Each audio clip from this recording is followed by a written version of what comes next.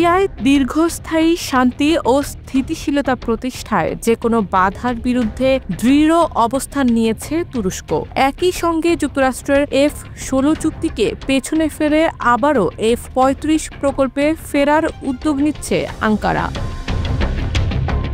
এই কৌশলগত পদক্ষেপে সিরিয়ায় সরকারের পাশে দাঁড়ানোর ঘোষণা দিয়েছেন প্রেসিডেন্ট রিসেপ তাইয়েপ এরদোয়ান।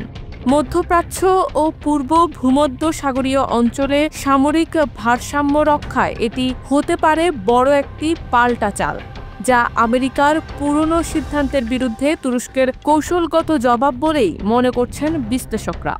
আঙ্কারায় অনুষ্ঠিত মন্ত্রিসভার বৈঠক শেষে প্রেসিডেন্ট এরদোয়ান বলেন, সিরিয়ায় যদি কেউ শান্তি প্রতিষ্ঠার পথে বাধা হয়ে দাঁড়ায় তবে তুরস্ক তার বিরোধিতা করবে, সে যেই হোক না কেন।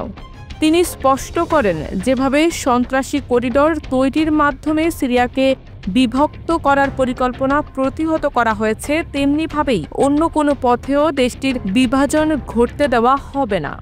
এরদোয়ান আরও বলেন, ৮ ডিসেম্বরের বিপ্লবের পর থেকে সিরিয়ায় এক নতুন অধ্যায় শুরু হয়েছে। এখন আর পুরনো অবস্থায় ফিরে যাওয়ার সুযোগ নেই। যারা তুরস্কের ধৈর্য পরীক্ষা নিতে চায় তাদের উদ্দেশ্যে তিনি বলেন, যদি কেউ বন্ধু রাষ্ট্রের মর্যাদা দেয় এবং সন্ত্রাসী গোষ্ঠীর মতো আচরণ না করে তবেই তা হবে যৌক্তিক ও গ্রহণযোগ্য। এই অবস্থান নেওয়ার পেছনে রয়েছে আন্তর্জাতিক রাজনীতির আরও একটি বড় দিক। যুক্তরাষ্ট্রের সঙ্গে তুরস্কের সামরিক বিমান ক্রয় নিয়ে চলমান টানাপোড়েন। একসময়ের F-35 প্রকল্পের গুরুত্বপূর্ণ অংশীদার তুরস্ক ২০১৯ সালে রাশিয়ার S-400 ক্ষেপণাস্ত্র প্রতিরক্ষা ব্যবস্থা কেনার পর সেই প্রকল্প থেকে বাদ পড়ে।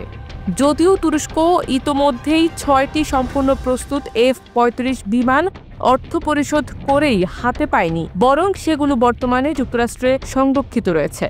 তবে পরিস্থিতি পাল্টে যাচ্ছে। মিডল ইস্ট আইয়ের এক প্রতিবেদনে বলা হয়েছে, তুরস্ক F-16 যুদ্ধবিমান কেনার জন্য যুক্তরাষ্ট্রের সঙ্গে করা $7 বিলিয়ন চুক্তির অগ্রাধিকার কমিয়ে আবার F-35 প্রকল্পে ফিরে যাওয়ার উদ্যোগ নিচ্ছে।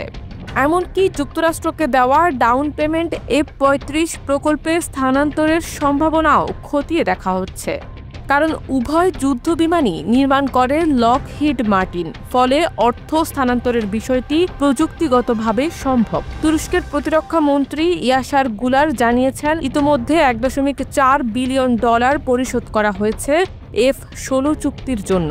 তবে দীর্ঘ উৎপাদন সময় এবং প্রথমের ডেলিভারিতে বিলম্বের আশঙ্কা থেকে তুরস্ক দ্রুত বিকল্প খুঁজছে। এর মধ্যে সবচেয়ে কার্যকর সমাধান হতে পারে F-35 প্রকল্পে অংশগ্রহণ, যেখানে সংরক্ষিত 6টি বিমান দ্রুত হস্তান্তর সম্ভব বলে মনে করা হচ্ছে। এদিকে এই পরিবর্তনে মধ্যপ্রাচ্যের শক্তি ভারসাম্যে নতুন মোড় নেওয়া আশঙ্কা করছেন বিশ্লেষকরা, বিশেষত গ্রিস ও ইসরায়েল, যারা বরাবরই আমেরিকান অস্ত্র বিক্রির উপর অঘোষিত প্রভাব রাখে। তারা এই উদ্যোগের বিরোধিতা করছে। গ্রিস ২০২৮ সালে তার প্রথম F-35 হাতে পেলেও তুরস্ক চাইছে দ্রুত সেই সুবিধা পুনরায় অর্জন করতে। সবশেষে জানা যায়, তুরস্ক সিরিয়ার T-4 ঘাঁটিতে সাময়িকভাবে S-400 মোতায়েনের বিষয়টি বিবেচনা করছে, যাতে ঘাঁটির আকাশসীমা সুরক্ষিত থাকে এবং নিষেধাজ্ঞা প্রত্যাহারের পথ সুগম হয়।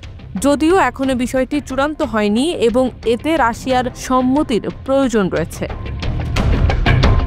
পরিশেষে তুরস্কের এই অবস্থান স্পষ্ট করে দেয় যে তারা কেবল প্রতিরক্ষা সহযোগিতায় নয়, কৌশলগত ভূ রাজনীতিতেও নিজেদের অবস্থান শক্ত করতে প্রস্তুত।